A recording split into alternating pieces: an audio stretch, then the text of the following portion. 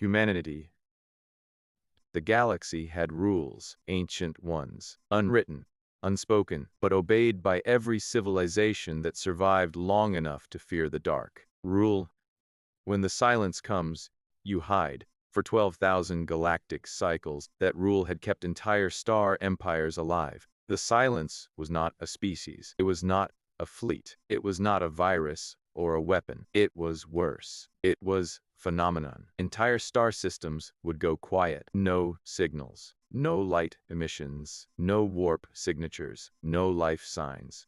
Just absence. And absence spreads. The Galactic Accord had records fragmented, corrupted, incomplete, of civilizations that ignored the pattern. They tried to fight it. They tried to study it. They tried others. Every single one of them vanished. So Galaxy learned. When silence approaches your sector, you power down. You shut your gates. You dim your stars. You pray it passes. And importantly, you never answer unknown signals during the silence.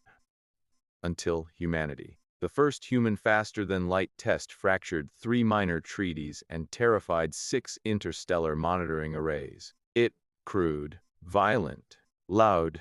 Humanity didn't bend space. They punched it. When the Alcubierre drive prototype ignited near Jupiter, it sent a ripple across subspace so aggressive that 3 elder species, assumed a new superweapon, had detonated. It wasn't a weapon. It was curiosity, and recklessness, and inspiration. Earth was dying slowly, not from war, not from plague, but from entropy of its own making. Climate instability, resource collapse, political fragmentation. The usual tragic cocktail of a young species growing too fast. But humans, something rare. They didn't slow down when afraid. They accelerated. Within 50 years of the first jump, humanity colonized Mars. Within 80, they built orbital habitats around Saturn. Within 110, they transmitted a message into deep space. It was not a threat. It was not diplomacy. It was an announcement. The galaxy heard it and panicked. The Cathari consensus was the first to detect the pattern shift. High-orbit sentinels along the Perseus arm registered fluctuations in silence behavior. The phenomenon had always moved in predictable arcs, like a cosmic storm following gravitational currents. But now, it had changed direction. It was converging on Sol. Emergency conclave called holographic forms flickered into existence across 13 systems. Crystalline intellects, bioluminescent gas entities, machine collectives older than Earth's oceans. Their conclusion, unanimous. Humanity had drawn attention, and now the silence was coming faster than ever recorded. Standard protocol required one action: quarantine the system. Sever it from jump lanes. Block all outbound signals. Let the phenomenon consume it, if it must, but protect the rest of the galaxy. It was cruel, but was survival. 12. Favor. 1. Stained. The abstention came from the smallest representative body present. Designation: Observer Unit 7 Theta. Species: Alari. Age of civilization: 2,100 galactic cycles. Status: Junior Accord member. 7 Theta projected a simple inquiry into the conclave. Have humans been informed of the silence? The chamber dimmed. No, replied the Cathari prime node. Knowledge increases resistance attempts. Resistance accelerates spread. 7 Theta processed, but they are unaware of the rule.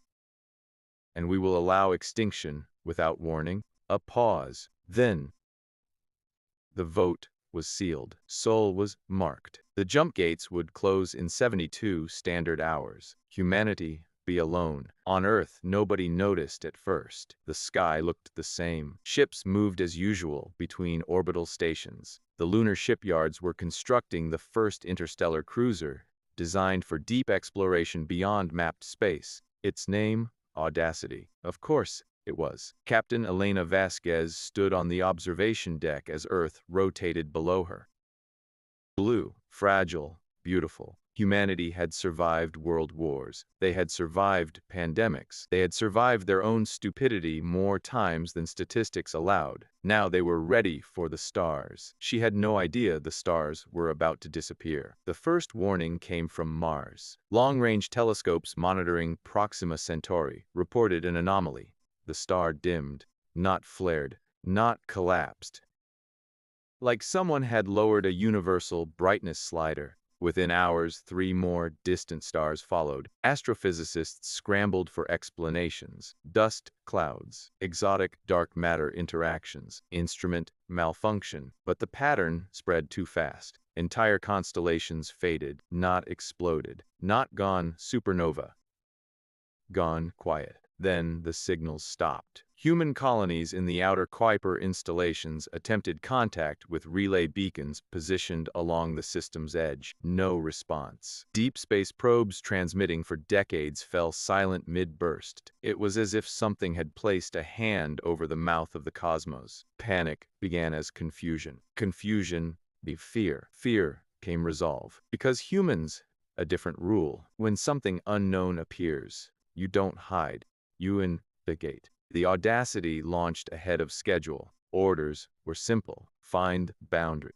Map anomaly. Return with answers. Against the recommendations of half the scientific council, they powered up the drive at full output. If something was blocking signals, they would punch through it. Captain Vasquez didn't believe in cosmic omens. She believed in engines. As the ship tore into folded space, Earth's last message followed them. Find out. Happening. They did not know they were the first species in recorded galactic history to willingly fly toward the silence. Beyond Neptune's orbit, space felt wrong. Instruments showed nothing abnormal. Radiation levels, stable. Gravitational fields, nominal. Subspace currents, distorted. Distorted was new. The silence was not visible. It was experiential. Communications officer Malik Chen tried pinging the outer relay again.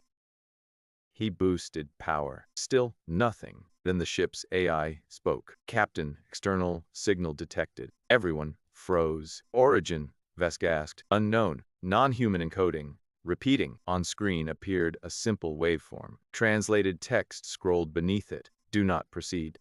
The crew. Malik whispered. We're not alone. The message repeated. Do not proceed. Vaz leaned forward. Source location. Behind us, the AI replied. Turned ship. Space shimmered, and something uncloaked. It was not shaped like human vessels. It resembled a lattice of light suspended in a fluid shell of shifting color. Elegant, fragile-looking, ancient.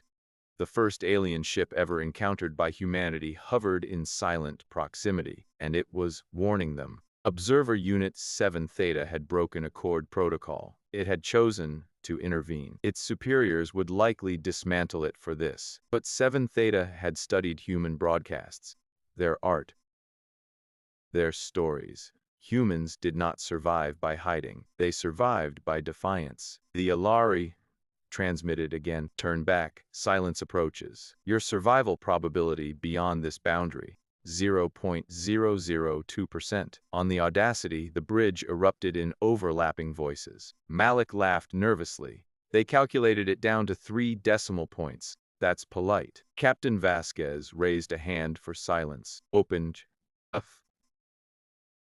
This is Captain Elena Vasquez of the United Earth Cruiser Audacity. Identify yourself. The alien ship flickered. I am Observer Unit 7 Theta of the Alari. You are in imminent existential danger. Vasquez did not flinch. As if translating concepts no human language had words for. The silence is not an enemy you can defeat. Humanity had been told that before, many times, about many things. Vasquez looked at the fading stars ahead, then willed the first. And for the first time in 12,000 galactic cycles, the silence changed course. It accelerated toward them. The silence did not roar. It did not blaze across space like a conquering armada. It erased. Star by star, signal by signal, it advanced like a shadow cast by something too vast to see. From the bridge of the Audacity, the stars ahead dimmed in unnatural sequence, precise, patterned. Malik's fingers flew across the console. It's not random. It's following subspace current vectors. Observer Unit 7 Theta pulsed with shifting light beside them. You have altered its trajectory, it transmitted. Captain Vasquez didn't look away from the forward viewport. You misunderstand, 7 Theta replied. No species has ever attracted focused acceleration. Vasquez allowed herself a thin smile. First time on Earth. Panic rippled through the United Planetary Assembly. Astronomical feeds displayed entire sectors vanishing in real time. The Proxima Relay Station went dark. Then Tau Ceti. Then Epsilon Eridani. The outer colonies transmitted one final burst before their signals dissolved into static. No explosions, no debris. Just since humanity had finally met something it could not see, touch, or shoot, so they did what humans always did. They built bigger. Emergency protocols activated the Helios Array, a solar orbiting network originally designed for stellar engineering research. Within hours, it was reconfigured into the most powerful sensor grid ever assembled. If the silence coming, humanity directly at it. On the Audacity, proximity alarms flared. The boundary was visible now, not as a wall, not a cloud, but as distortion. Space itself seemed to ripple like heat haze over sand, except no heat. Temperature, absolute baseline. Radiation, zero fluctuation. Quantum noise, spiking beyond theoretical models. 7 Theta pulsed faster. This is the event horizon of silence propagation. Vax crossed her arms. Looks like space. The crew exchanged uneasy glances. Malik swallowed. Captain, our long-range probes we sent ahead, they're gone. No, just no longer transmitting. Send another. 7 Theta flared brightly. Vaz ignored it. Launch probe. A sleek drone shot forward, engines blazing. It crossed the distortion line. For 3 seconds, telemetry streamed perfectly. Then, data shifted. Not cut. Shifted. Coordinates scrambled. Timestamps inverted.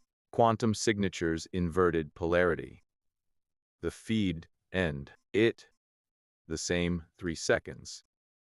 And the probe wasn't destroyed. It was trapped, looped in something beyond physics. Malik whispered, it's not killing matter. 7 Theta finished the thought. It is removing causality. Silence, it seemed, did not consume. It far beyond soul, the galactic accord observed with mounting dread. Humanity had reached the boundary faster than projected.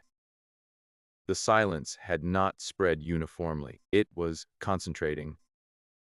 The Cathari Prime node issued emergency containment orders. Seal every jump corridor within 6 sectors. Deploy gravitational dampening fields. Blackout all transmission arrays. One message was transmitted privately to 7 Theta. You were instructed not to engage. 7 Theta responded simply. They are still advancing. You will withdraw. A pause. You risk acceleration beyond this region. The Prime node. That. Why? 7 Theta accessed archived human media files, thousands of hours of films, documentaries, historical records. Wars survived. Asteroids deflected. Diseases eradicated. Oppression overthrown. Because they do not yield to inevitability. Back on Earth, the Helios Array focused its full spectrum into the distortion zone. For the first time, they saw it. Not visually, mathematically. The silence emitted a pattern buried beneath quantum vacuum fluctuations. A signal so faint no one had ever isolated it before, until humans aimed every sensor they had at it. Dr. Ayan Ramani, head of theoretical physics, stared at the readouts in disbelief. It's structured, an aide blinked. Structured like what? Ayan zoomed in. It's not a phenomenon. He turned slowly toward the global broadcast feed. It's a language. On the Audacity, the ship AI interrupted rising tension. Captain, correlating Helios Array transmission. A stream of raw data flooded their screens. Vasquez frowned. Earth found something. Malik's eyes widened as translation algorithms cross-referenced. It's emitting a repeating prime sequence. 7 Theta flickered erratically. That is possible. Prime numbers pulsed within the distortion field. 4, 5. Sick, but distorted. as if something was attempting communication without understanding linear time. Vaz leaned forward. "It's not silence," she whispered. "It's trying to talk." The next moment changed galactic history. The distortion surged, not outward, directly the Audacity. Artificial gravity fluctuated violently. Consoles sparked. The hull groaned under forces no engineer had designed for. Malik shouted, "It's targeting us." 7 Theta emitted a sharp pulse. "You observed." Vasquez gripped the command rail. "Can it hear us?" She didn't hesitate. "Transmit back." The bridge fell silent. "What?" Malik. "Send prime sequence. Forward. Full power." "That violates." The Audacity broadcast humanity's response into the distortion. 4, 5, sick. But then they added something new. For a continuation. And for a heartbeat, nothing happened. Then the distortion stopped advancing. It stabilized. The looping probe feed shifted. For the first time, the repeated 3 seconds extended to 4, then 5. Causality flickered like a dying bulb, and held. 7. Theta's lights shimmered in disbelief. "You are altering it." Malik, at the screens. "It's..." Dr. Ayans came through from Earth, barely contained excitement bleeding through. "Captain, whatever this is, it's not destruction. It's incomplete interaction. It doesn't understand time the way we do." Vasquez exhaled slowly. "So we teach it." But something else moved within the distortion. The prime shifted. It no longer. It responded. 4, 5, 9, 23. Humanity had not 23. The crew froze. "It added 1, Malik whispered. The silence was learning. Across the galaxy, Accord sensors registered an unprecedented event. Silence propagation had halted, not slowed, stopped, centered entirely on a single human vessel and one disobedient Alari observer. The Kithari prime node processed the implications. Humanity is not accelerating extinction. A junior intelligence cluster hesitated. Then, they're doing. The answer emerged seconds later. They are negotiating. Inside the distortion, something vast stirred. Not malicious, not benevolent. For the first time since it began erasing civilizations, the silence had encountered resistance that did not attack or flee. It had encountered pattern, response, It reached the Audacity again, not to make, but to understand. And as the prime numbers continued exchanging across the boundary of physics itself, the galaxy realized something terrifying. The silence had never been a predator. It had searching for something could answer back. And humanity, loud, reckless, impossible humanity, had just hello. Inside the distortion, something vast stirred, not malicious, not benevolent. For the first time since it began erasing civilizations, the silence had encountered resistance that did not attack or flee. It had encountered pattern, response, It reached the Audacity again, not to make, but to understand. And as the prime numbers continued exchanging across the boundary of physics itself, the galaxy realized something terrifying. The silence had never been a predator. It had been searching for something could answer back. And humanity, loud, reckless, impossible humanity, had just said hello. The prime numbers continued across a boundary that was not space, across a medium was not time. 3, 5.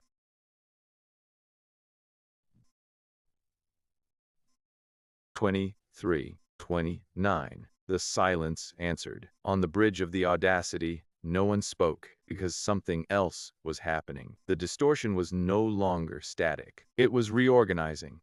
The rippling haze condensed into patterns, vast geometric structures folding in on themselves like higher-dimensional origami. Malik's trembled. "It's building thing." Observer Unit 7 Theta pulsed rapidly. "Correction.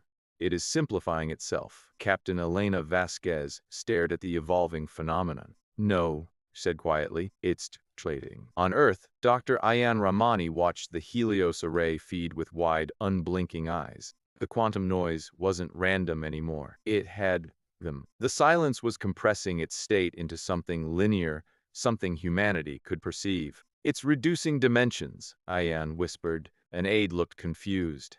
"Why would it do that?" Ayan swallowed. "Because we can't perceive what it truly is." The galaxy had always experienced the silence as erasure. But now the math told a different story. It wasn't deleting systems. It was passing through them, and anything that could not maintain coherent temporal structure during that passage unraveled. Civilizations had mistaken incompatibility for attack. On the Audacity, the distortion reached out again, but this time it didn't destabilize the ship. It touched the hull like static across skin. The AI spoke. "External field interacting with ship systems. No damage detected." Malik blinked. "It's scanning us." 7 Theta flickered uneasily. "No, it is sampling your temporal cohesion." "English?" Vasquez demanded. "You exist in stable causality. You persist. You resist entropy locally." Vasquez, an eyebrow. "That's being alive." "To it," 7 Theta replied. "That may be extraordinary." Then every screen on the Audacity went white. Not blank. White. And inside that white, a pattern formed. Not numbers. Not impossible. Infinite.